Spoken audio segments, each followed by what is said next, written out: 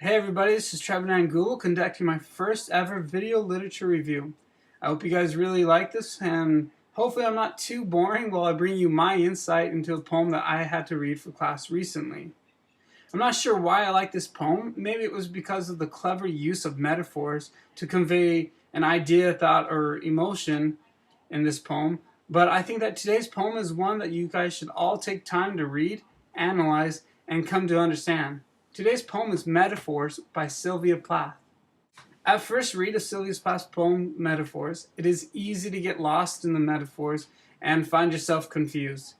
She talks about some pretty crazy stuff, and you find yourself wondering, what is she talking about? An elephant, a ponderous house, she's a melon, two trendles. You get really confused about what she's talking about. And that's why I'm taking the time out of my day to discuss this poem and quickly analyze Plath's use of metaphors to gain an insight into what this poem really is about. Now, Sylvia Plath's poem, Metaphor, is a poem about the reflection of a woman as she goes through the process of being pregnant and her feelings towards it.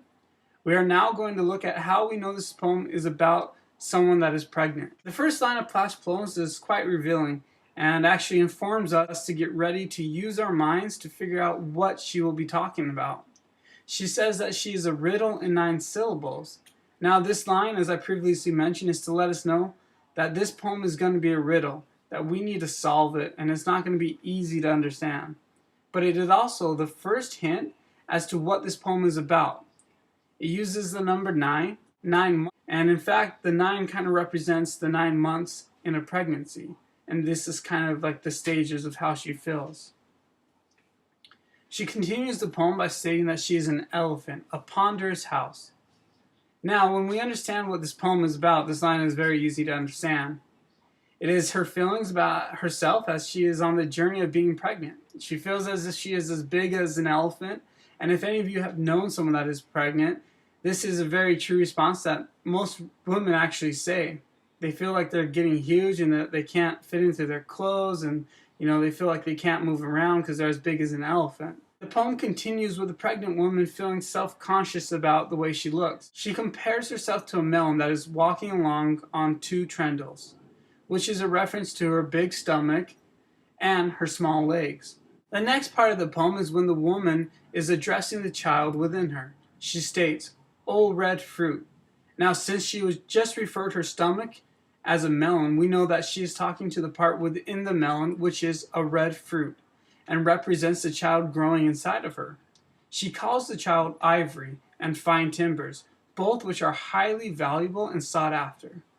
Ivory comes from elephants, as she previously referenced herself to be one, and they are sometimes killed by poachers for their ivory tusks.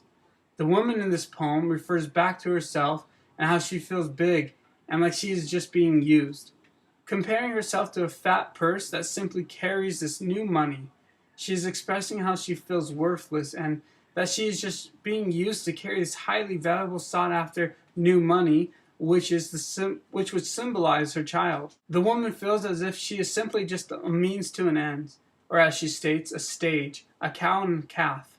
Now, how does this line mean she feels like she is nothing and the only thing getting attention is the child?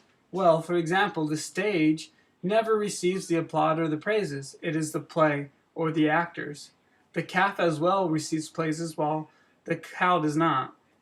The calf as well receives praises while the cow does not. As we read the last lines in this poem by Plath, we return our focus to the mother's life.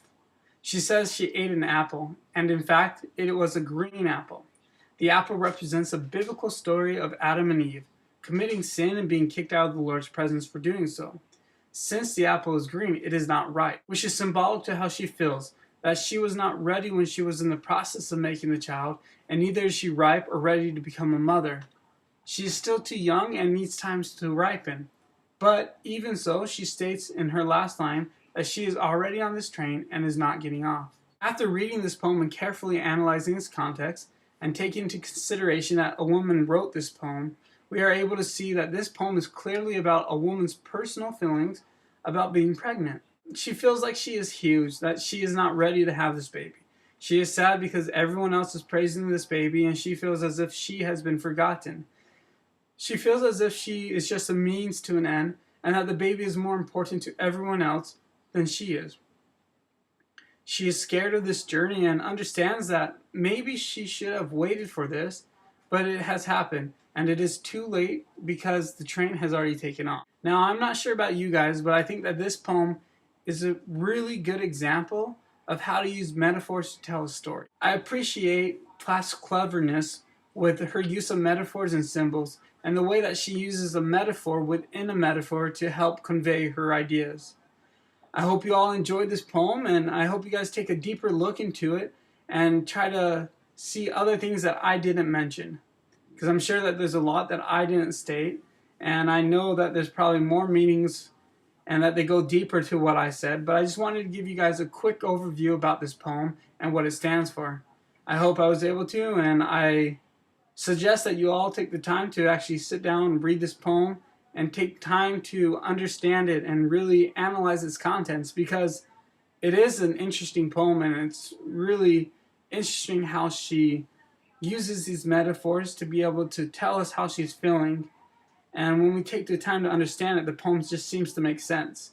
Whereas when we don't take the time to understand it, we feel like this poem is, full of nonsense, and that, there is no sense to be made of it. But we know that that's not true, that she really took the time to think about what she wanted to say and used metaphors to express it. Well, that's all for today. I hope you guys enjoyed it. I might be doing some other reviews later on, and enjoy.